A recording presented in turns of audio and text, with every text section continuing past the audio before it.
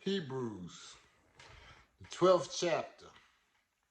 Therefore, since we are also surrounded by such a great cloud of witnesses, let us lay aside every weight and the sin which so easily entraps us, and let us run the race that is set before us with endurance. Look into Yahushua the first, who was led and perfected by the faith, who for the joy that was set before him endured the sacrifice, despising the shame, and is set down at the right hand of the throne of Yahuwah.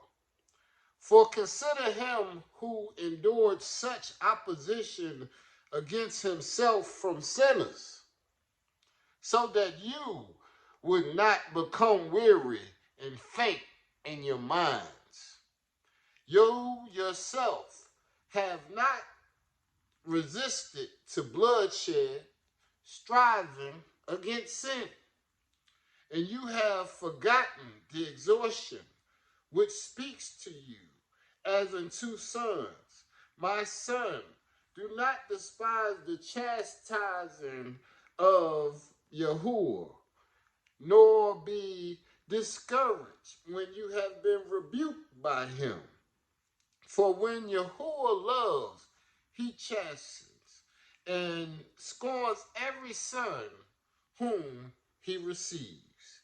If you endure chastising, Yahuwah deals with you, sons. For what son is there whom a father does not chasten? But it is you are without chastising, of which all are partakers, then you are bastards and not sons. Furthermore, we have had fleshly fathers who corrected us, and we've gotten the reverence. Should we not even more be subject to the Father, Yahuwah, and live? For they truly chastised us for a few days, as they thought best, but he for our profit, that we might be partakers of his holiness. You're not going to be controlling nothing in this world. The Creator controls it all. He controls what you find. He controls what's in your mind. And he controls how you will be able to get to where you want to be. But it's all about how you see things in your perspective. You're the one that got to be receptive. Do you take criticism, or do you criticize those that are trying to help you get away from your demise? And a lot of times, your demise is in your mind. Because he said right here, you got the faith, but you can faint in your mind. Think about that. You can physically be standing and be standing strong, but your mind faint on you. Think about that. Wisdom is in the mind, but so is ignorance. The mind has control of how you allow the Creator to get to your soul. That's like the step pass. Like the Creator come and put it straight to your mind. And then your mind either going to let it get to your spirit and your soul, or your mind going to reject it. Your mind could doubt it. Your mind can say, I could do without it. And your mind can be wrong. Ye do err, but you must care about what he say about chastising, because you got to go through something. We all have to go through something. If you ain't been through nothing, that means you's a bastard. That means the Father don't even feel necessary to correct or protect you.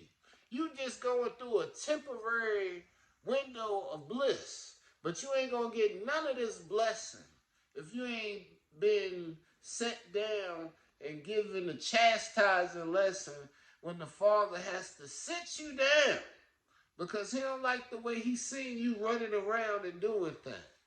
Well, he got to talk to you. Well, he got to speak to you, and it ain't always going to be kindly. Because he got to remind you of the commandments that he had laid out for you. The game that he had played out for you, you won't go and by those rules. So he had to give you some new tools, and most times those tools are given through the mental sitting down of being with yourself and allowing him to speak to you. And he ain't always going to speak kindly. Because he got to remind you of the understanding that he wants you to have. He wants you to be reasonable. And he's not going to just chastise you seasonal. It's going to be always. All the times that you going away from what he told you when he had what he had to say. We can be in perfect peace. But perfect peace only comes about when we are listening to what the Creator told us. Therefore, since we are so surrounded by such a great cloud of witnesses, everybody see you. Let us lay aside every weight and the sin which so easily entraps us, and let us run the race that is set before us with endurance. It ain't gonna be easy every day. It ain't supposed to be easy. It ain't supposed to be without consideration. It ain't supposed to be without precaution. It ain't supposed to be without hazard. But we can be wise enough to avoid the hazards. We can be wise enough to listen to the precautions. We can be wise enough to learn from others' mistakes. We can be wise enough to know when to pump our brakes when we're doing too much, when we get out of touch with what the Creator had for us. He shall chastise his sons and daughters. He gonna come to you and say, what you doing? Why you doing it? I ain't tell you that. I didn't teach you that. That ain't the way you're supposed to be. And it don't feel good inside to be chastised. You don't want to be told you're being wrong. You don't want to hear that song of shame.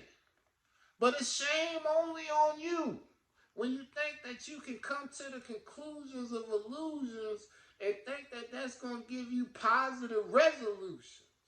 No. That's not how we grow. We have to be blessed with the wisdom of discernment. And the only way you get that is allowing the Father to speak to you. Allowing the Father to speak through you.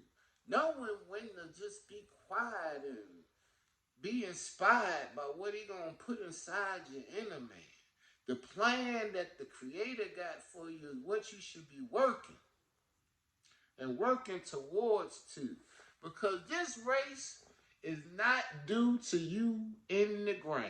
So I hope that you found whatever inspires and motivates you to get to a point of resiliency. Because the brilliance be when you listen to the Father. The brilliance be when the Father enlightens you. The brilliance be when you learn that endurance comes from your Heavenly Father's reassurance. Hallelujah.